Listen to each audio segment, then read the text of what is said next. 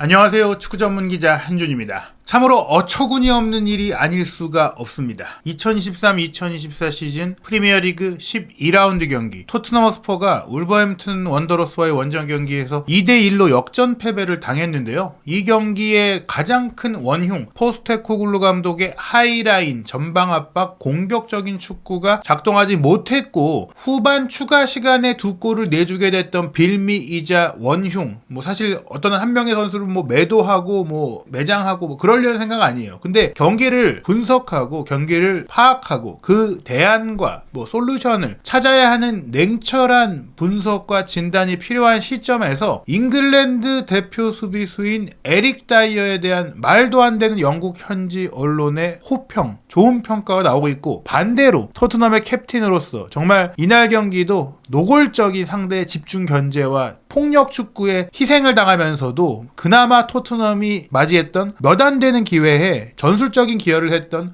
손흥민 선수에 대해서는 억가에 가까운 저평가가 나오고 있습니다. 대체 영국 현지 언론에서 어떻게 이 경기를 지켜봤고 어떤 보도들이 나오고 있고 또 영국 현지 팬들의 반응은 어떤지 지금부터 총정리해서 소개해드리고 또 저의 생각도 전해드리도록 하겠습니다. 다양한 매체들의 이 평점이 나오고 있는데요. 영국의 대중지인 데일리 스타의 평점을 소개해드리면 앨런 스미스라는 기자가 작성을 했고, 이 기사가 데일리 스타뿐 아니라 다른 대중지에도 공동적으로 이제 공급이 되고 있다 보니까 이 평점이 꽤 많이 퍼져 있어요. 이 경기는 당연히 후반 추가 시간에만 두 골을 넣은 울버햄튼의 승리에 포커스를 맞춰서 기사가 쓰여졌습니다. 평점을 보시면 그런데 조금 충격적이에요. 울버햄튼 선수들의 평점을 보면 최고 평점을 받은 선수가 결승골을 넣은 르미나 7점이고요. 또 교체 출전되어서 결정적인 동점골도 넣고 결승골을 어시스트한 사라비아도 7점인데, 토트넘 선수들의 평점을 보시면 선제골을 넣은 존슨과 센터백인 다이어 그리고 오른쪽 풀백 포로가 7점을 받았어요. 이날 경기 존슨 제 몫을 다했죠. 그리고 포로 이날 경기 굉장히 좋은 플레이를 펼쳤습니다. 하지만 이런 패배 속에서 7점을 받을 만한, 울버햄튼의 승리의 주역들만큼의 평점을 받을 만한 상황은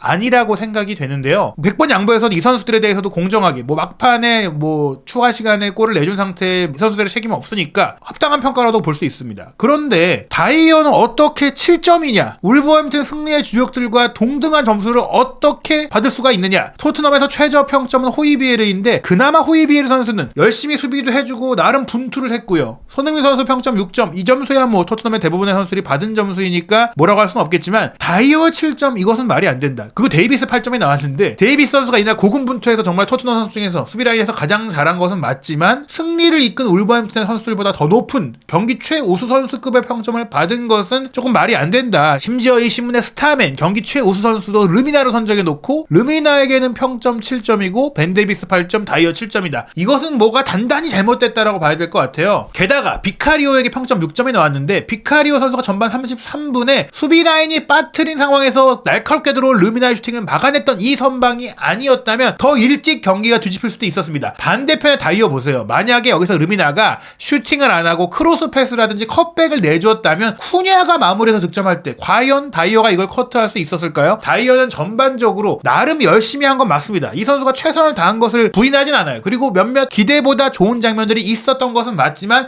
전반적인 경기력 자체에서 이날 경기 패배의 가장 큰 원인, 이날 경기 토트넘의 경기력이 떨어진 가장 큰 원인이 다이어 리스크였다고 볼 수밖에 없거든요. 더욱더 충격적인 것은 프리미어리그 공식 홈페이지에서 맨 오브 더 매치를 선정할 때 팬투표를 진행하기 전에 양 팀에서 5명씩의 후보자를 전문가 패널들이 선정해요. 그 경기력에 따라서. 여기 당연히 이제 1골 1도움으로 승리의 주역이 됐던 사라비아가 58.6%로 1위를 차지하면서 맨 오브 더 매치로 선정이 됐는데, 토트넘 선수 중에서는 포로가 18.4%로 전체 2위.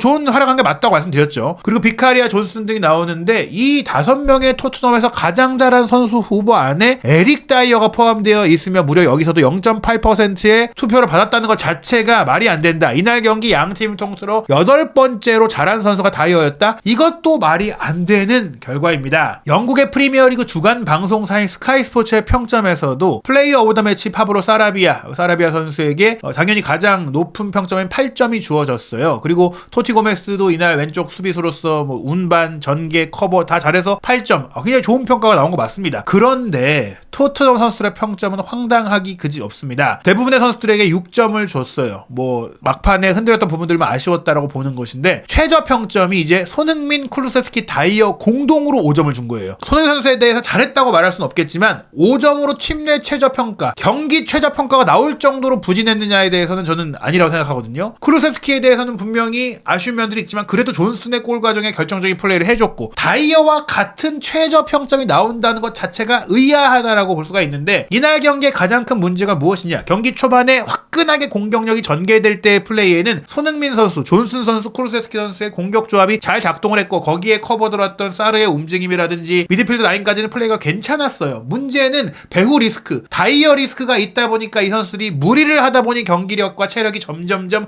떨어지면서 뒤집혔던 것이고 양 팀의 슈팅 맵을 보시면 울버햄튼의 슈팅이 박스 안에서 엄청나게 많이 나왔습니다. 17개의 슈팅 대부분이 박스 밖에 무의미한 중거리 슈팅이 아니라 위험지역, 골 에어리어 앞까지 와서 슈팅이 들어왔다. 그런데 그 슈팅의 상당수를 벤 데이비스가 블로킹으로 막아냈다. 즉 다이어 리스크, 다이어가 수비를 잘 못했기 때문에 위기가 자초가 됐고 그러면서 토트넘이 이번에 포스테코글로 감독 부임 후 그 어느 때보다 적은 슈팅과 적은 기회를 맞이했던 경기를 했다는 것 자체에 대한 냉정한 평가, 객관적인 평가가 이루어지지 않았다는 겁니다. 영국의 매체들 대부분이 이런 관점을 보고 있어요. 저는 영국 기자들이 계속해서 말씀드리지만 축구 종주국이고 프리미어리그가 정말 대단한 리그인데 축구를 보는 눈, 전술을 해석하는 눈, 선수를 평가하는 눈에 분명히 문제가 크다고 생각을 합니다. 영국의 런던 지역 축구 전문 매체인 풋볼 런던도 비수마에게 평점 4점 최저 평가에 그 다음으로 다이어 손흥민 선수에게 5점을 줬는데 다이어에게 그나마 좋은 평가를 내린 이유가 경기 초반에 좀 견고한 모습을 보여줬다. 초반에는 슈퍼브 수비도 보여줬다. 쿠냐의 돌파를 잘 막아내기도 했다. 하지만 사라비아의 골을 내줄 때는 그가 할 수 있는 게 없었다. 그의 뒤에서 들어왔다. 우리가 뭐간 좀 면피를 해주는 부분들이 있었고 다만 르미나의 침투를 막지 못한 것에는 책임이 있다 정도의 평가가 나오면서 감점이 된 거예요. 비수마가 그냥 부진했던 거 맞습니다. 그런데 비수마가 부진하게 됐던 이유가 뒤에 있는 다이어 리스크를 함께 커버하기 위해 전진성을 보이기 못했기 때문이고 결정적으로는 비수마가 나간 이후에 팀의 수비가 더욱더 무너졌습니다. 즉 비수마가 잘했다고 말씀드릴 수는 없지만 비수마에게 4점의 최악의 평가를 내릴 수 있다는 것은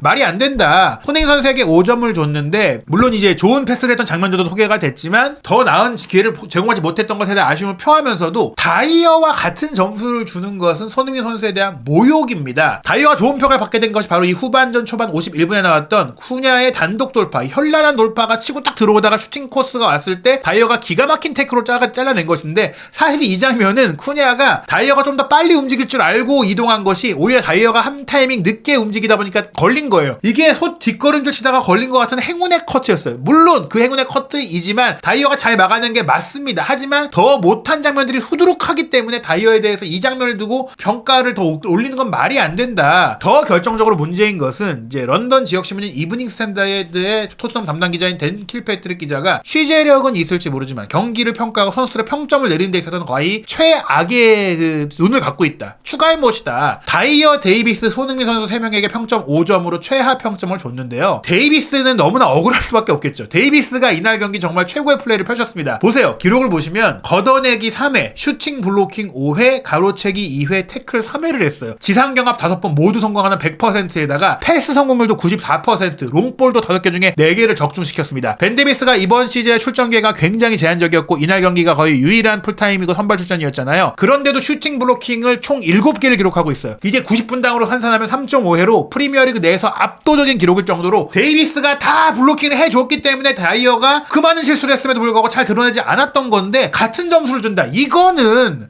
데이비스에 대한 모욕이고 축구에 대한 모욕입니다. 거기에 손흥민 선수에 대해서 긴 시간 동안 고전했고 경기에 효과적으로 관여하지 못했다? 이거는 당연히 공이 안 오는데 어떡하라는 말입니까? 공이 안 오는데 그런 와중에도 손흥민 선수가 분투했어요. 그리고 저희가 이제 이따 장면 보여드리겠지만 그런 와중에도 손흥민 선수는 할 거 다 했어요. 데이비스가 얼마나 다이어의 똥을 많이 치웠냐. 데이비스가 왼쪽 센터백, 다이어가 오른쪽 센터백이에요. 전반 10분에 쿠냐가 돌파에 들어올 때 누굴 뚫고 들어가는지 아십니까? 다이어가 전진 수비했는데 그 뒤를 뚫린 거예요. 그리고 못 내려옵니다. 그렇게 내려오는 그 오른쪽 수비 뒷공간을 데이비스가 쫓아가서 아이트누리의 슈팅을 막아냈습니다. 그리고 로얄이 데이비스의 자리를 커버했죠. 다이어가 없는 거나 마찬가지인 상태에서 데이비스가 막아낸 거고요. 전반 추가 시간 2분에도 벨레가르드의 코너킥에 이은 르미나의 헤더 슈팅을 다이어가 아닌 데이비스가 꽁충 뛰어올라서 머리를 건드리면서 막아냈습니다. 헤더 경합까지도 데이비스가 잘했고요. 80분 쿠냐가 공을 운반한 이후 르미나가 침투에 들어올 때 다이어가 또 루미나를 놓쳤어요. 그 다음에 루미나의 컷백을 데이비스가 달려들어와서 막아냈던 그 컷백 블로킹이 있었습니다. 이것도 아니었으면 다이어가 그냥 빠뜨렸잖아요. 85분에 고메스의 크로스에 이은 장신 공격수 칼라이지치의 헤더 슈팅을 누가 방해했습니까? 데이비스가 끝까지 쫓아와서 몸으로 이제 헤더 경합을 해주면서 이 헤딩이 정확하게 이루어지지 못하게 했고 다이어는 휙 돌아보고 그냥 호스와비 역할을 한 겁니다. 이런 똑같은 장면 때문에 토트넘이 골을 먹었어요. 후반 추가 시간 1분에 쿠냐의 크로스 패스 사라비아가 사이로 침투해서 받고 마무리할 때 데이비스가 그나마 쫓아와서 몸을 던졌지만 막지 못했죠. 근데 다이어는 뭐 했나요? 이 상황에서 패스 미스 자체가 다이어였어요. 다이어의 패스 미스가 울브스의 드로인으로 이어져서 이 장면이 나왔는데 본인이 패스 미스 할 때 오른쪽으로 벌려 있었으면 이 크로스를 확실하게 잘라주던지 아니면 수비 지역으로 빨리 내려가든지 뭔가 수비수로서 판단을 빨리 해줬어야 되는데 경기에 관여하지 못한 겁니다. 그럼에도 불구하고 이런 평가가 나오고 있다는 것은 영국 기자들의 이 축구를 보는 눈에 대한 의심을 할 수밖에 없는데요. 90 미닛의 평점도 비수마 4점, 다이어 6점에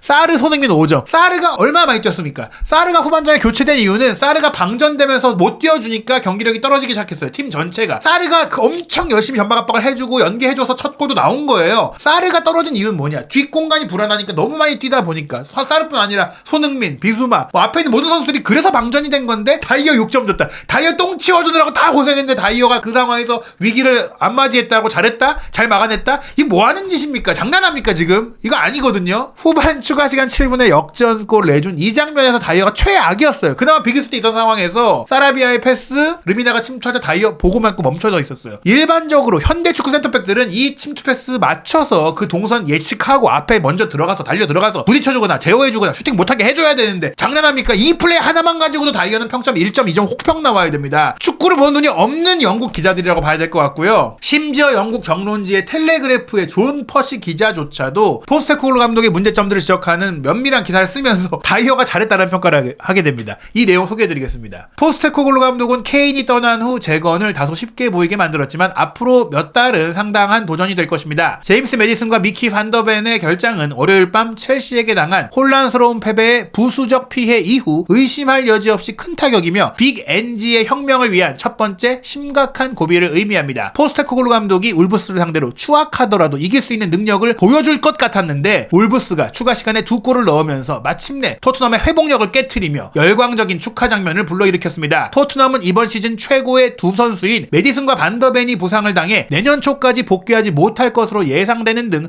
훨씬 더 힘든 시험대에 오를 것입니다. 토트넘은 메디슨이 없는 상황에서 창의력을 발휘하지 못했고 주장 손흥민은 신기할 정도로 침묵을 지켰으며 오랜 시간 동안 벽에 등을 돌린 채 압박을 받았습니다. 브레넌 존슨이 초반에 선제골을 넣긴 했지만 출전 정지된 수비수 크리스티안 로메로와 데스티니 우도기를 포함해 포스테코글루 팀의 거의 절반이 결장했기 때문에 이전의 토트넘 경기처럼 스릴 넘치는 경기는 아니었습니다. 실제로 이날 첫 선발 출전에서 개인적으로 최고의 기량을 선보인 선수는 센터백 에릭 다이어와 벤 데이비스였습니다. 우리가 익히 알고 있는 NG볼과는 거리가 먼 경기력이었고 포스테코글루 감독은 이번 인터내셔널 휴식기를 통해 해결책을 찾으려 할 것입니다. 벤 데이비스가 최고의 경기라고 보인 건 맞습니다. 그런데 에릭 다이어는 아니고요. 손흥민 선수의 침묵이 신기했다? 이날 경기 뭐 본 거 맞나요? 손흥민 선수가 침묵하게 만든 요인 중에 하나가 90년생 수비수 크레이그 도슨의 비열하고 교활한 이 파울 플레이였어요. 상대를 다치게 만들고 주눅들게 만들고 그러면서 심판이 관대한 판정을 하니까 그걸 파악하고 나서 일부러 계속 괴롭혔어요. 51분에 손흥민 선수의 얼굴을 2번 가격했습니다. 그렇게 쓰러졌는데 파울이 선언이 안 됐어요. 경고 퇴장이 나와도 모자를 판에 VAR도 없고 파울이 선언이 안 됐습니다. 이렇게 때리는데 어떻게 플레이를 하고 돌아서 뭔가 플레이를 합니까? 말이 안 되는 상황이겠죠. 이거를 파울을 안 잡아주니까 경기 막판에도 1대1 상황이었는데 손흥민 선수가 공 잡고 공격하려고 할 때 이거 보세요. 돌아서려고 하는데 잡아서 넘어뜨리고 공과 관계없이 무너뜨린 다음에 넘어졌는데 일어나려고 하는데 급소를 발로 밟고 짓이기면서 올라가서 한동안 손흥민 선수가 못 일어났어요. 장난합니까? 이거를 퇴장을 안 줘요. VAR 체크해갖고 이거 퇴장시켜야 되는 거 아닙니까? 말도 안 되는 판정이 나오면서 괴롭힘을 당했어요. 그럼에도 불구하고 고립되어 있어서 고전할 때 손흥민 선수의 전술적인 움직임이 얼마나 화려했습니까? 모든 선수들이 잘했습니다. 그 관여에서 뭐가 중요했느냐? 존슨이 왼쪽 사이드 깊이 들어가서 사르에게 공을 뒤로 빼줬죠. 사르가 전환 패스 반대로 넘겨줄 때 포로가 받는 척하면서 흘려주고 크루세스키 받았습니다. 존슨 잘했어요. 사르 잘했어요. 포로 잘했어요. 크루세스키 받고 뒤로 돌려주죠. 포로가 들어와서 컷백하죠. 존슨이 마무리했는데 존슨이 왜 무인지경으로 컷백할 수 있었는지 아십니까? 중앙 공격수인 손흥민 선수가 마치 크루세스키가 뒤로 공을 빼주는 것처럼 상대 수비를 속이기 위해 뒤로 빠져나왔어요. 내가 공 받아서 슈팅 때려야지 하는 것처럼 빠져나왔어요. 그러니까 수비수가 딸려 올라오면서 뒷공간이 열려서 거기로 존슨이 들어간 거예요. 이런 전술적인 움직임을 보여줘서 골이 나온 거고요. 72분에는 후이비에르가 사이드에서 중앙에 손흥민 선수한테 패스를 했을 때 수비 두세 명이 에워싸자 손흥민 선수가 이 이 틈 사이에서도 기가 막힌 스루 패스를 호이비에르에게 연결을 해줬고 그 다음에 호이비에르의 패스를 존슨이 배후에서 받아서 슈팅까지 가져갔지만 이때 다리가 좀 후들거렸죠. 경련이 올라왔죠. 그러면서 슈팅이 빗맞으면서 추가골 기회를 놓쳤습니다. 이 장면의 연계 과정도 손흥민 선수가 잘했어요. 이 장면뿐 아니라 전반적으로 전방 압박도 열심히 해주고 팀도 동기부여하고 끌어올리고 상대의 그 거친 파울도 당하면서 자신의 역할을 다했기 때문에 아무리 점수가 낮아도 저는 손흥민 선수가 6점까지는 받아야 된다. 감점 요인은 없다라고 봐야 되는데 이 말도 안 되는 평가. 영국 기자들 축구 보는 눈이 있나요? 축구를 알아요? 이렇게 말씀드리고 싶고요. 그렇기 때문에 오히려 팬들이 더 잘 봅니다. 영국 BBC 스포츠는 팬들이 매긴 평균 평점으로 이제 플레이어 오브 더 매치를 선정하는데 사라비아 대단했죠. 8.62점. 맨웨인 맞습니다. 토트넘 선수들 평점 보시면 선제골 넣은 존슨 5.56점으로 가장 높고요. 비카리오 5.22점. 선방 많이 했었죠. 데이비스 블로킹 많이 했죠. 5.04점. 그리고 포로 이날 경기 개인적인 문제 없었어요. 5.00점. 쿨루셉스키 4.96점. 그 다음이 손흥민 선수 4.79점으로 이 선수들이 상위권입니다. 다이어가 상위권 말이 안 돼요. 다이어 4.45점. 선발 선출한 선수 중에 11명 중에 12의 평가를 받았어요. 로얄이 11이고요. 이게 맞는 평가라고 봐야 돼요. 팬들보다 영국 기자들이 축구 보는 눈이 없다라는 게 드러나는 겁니다. 영국 BBC의 아담 밀링턴 기자가 이번 경기를 통해 포스테코글루 감독이 모든 걸 잃었다라고 평가를 했습니다. 울브스전 패배로 빈손으로 더 가게 됐다는 걸 알게 될 것이다. 경기 복귀해보면 이 경기에서 얻은 게 하나도 없다. 얻은 건 다이어를 안 써야 되는 걸 확인했을 뿐인데 그거 몰랐냐라고 말씀드리고 싶어요. 다이어 쓰면 이렇게 된다. 존슨이 3분 만에 골을 넣어서 긍정적인 결과를 가져올 것처럼 보였고 토트넘이 첼시에게 당한 패배를 듣고 1위를 순간적으로 차지했으나 경기가 그렇게 흘러가지 않았다. 울브스가 우세했고 공격 기회도 훨씬 더 많았다. 90분 동안 토트넘이 무실점이었던 것, 추가 시간 오기 전까지 무실점이었던 것은 수비를 잘해서가 아니라 울브스의 결정력이 부족했기 때문이다. 황희찬 선수도 빅찬스 있었고 쿠냐 선수도 기회 놓쳤고 아니었으면 다이어 뒷공간 이미 여러 번 털려갖고 역전 벌써 당했습니다. 뭔가 나올 것 같았습니다. 그렇기 때문에 토트넘은 존슨의 골 이후 어떤 종류의 모멘텀도 만들지 못했습니다. 왜냐? 다이어 리스크 때문에 선수들이 다 열심히 수비하느라고 앞에서 비비느라고 다 지쳤거든요. 울브스는 이걸 잘 활용했습니다. 17번이나 슈팅을 시도했으니 결국 골을 넣은 것은 그리 놀라운 일이 아니었습니다. 결국 울브스가 골을 넣었습니다. 2번이나요. 먼저 파블로 사라비아의 개인기가 빛났고 결국에는 마리오 르미나가 승점 3점을 모두 가져가는 골을 넣었습니다. 토트넘은 경기 내내 단 2번의 슈팅만이 골대를 향했고 그 사이에 85분이 흘렀습니다. 선제골 이후 아무것도 한 게 없다. 울브스의 골키퍼 주제사가 손쓸 필요도 없었다라는 것이죠. 울브스는 월요일 첼시전 1대4 패배로 10경기 무패 행진이 중단된 이후 그 패배가 시즌을 망칠 수 있는 순간이 아니길 바랬지만 이번 울브스전 패배까지 이어지면서 이제 상황을 반전시키기 위해서는 국가대표 휴식기 이후까지 기다려야 하게 됐습니다. 토트넘이 1위에서 3위까지 떨어졌고 4위까지도 떨어질 수 있는 상황입니다. 아스널이 번리의 3대1 승리를 거두면서 2위로 치고 올라왔고요. 맨유까지도 지금 루턴전 승리, 꾸역꾸역 승리를 거두면서 6위까지 치고 올라와서 맨유의 위협까지 받고도 있어요. 아직 리버풀과 맨시티는 경기도 안 했습니다. 추월당할 위기죠. 토트넘이 최대 위기에 봉착했는데요. A매치 휴식기 이후에 11월 26일 일요일 밤 11시에 에스턴 빌라와 홈 경기, 12월 4일 새벽 1시 30분 맨시티와 원정 경기 모두 자칫 잘못하면 4연패의 늪까지 빠질 수가 있어요. 그 뒤에 이어질 12월 8일 새벽 5시 15분 웨스트햄전, 11월 11일 새벽 1시 30분 뉴캐슬전뿐 아니라 지금 승승장구하면서 이변의 팀이 되고 있는 노팅엄까지도 만만히 볼 수 없습니다. 12월 16일 새벽 5시 노팅엄, 에버튼도 지금 승점을 잘 쌓아가고 있어요. 12월 24일 0시 에버튼전까지 토트넘이 지금 다이어가 뛰어야 되는 상황이라면, 메디슨과 반더벤이 없는 상황이라면 이 위기를 극복할 수 있을지 정말 크게 걱정이 됩니다. 로메로는 그래도 맨시티전까지만 못 나오고 뛸 수 있잖아요. 로메로의 센터백 파트너가 다이어가 되는 일은 없을 거라고 생각이 들고요. 그리고 로메로가 없는 상황 빌라전 맨시티전도 저는 벤 데이비스의 파트너는 다이어가 절대 아니어야 한다고 생각을 합니다. 포스테코글루 감독 정말 부디 냉철한 판단을 하고 있기를 바라고요. 과연 토트넘이 A매치 휴식 기간 동안 어떻게 팀을 정비할지 현지의 소식이 전해지는 대로 한준TV에서 소개해드리도록 하겠습니다.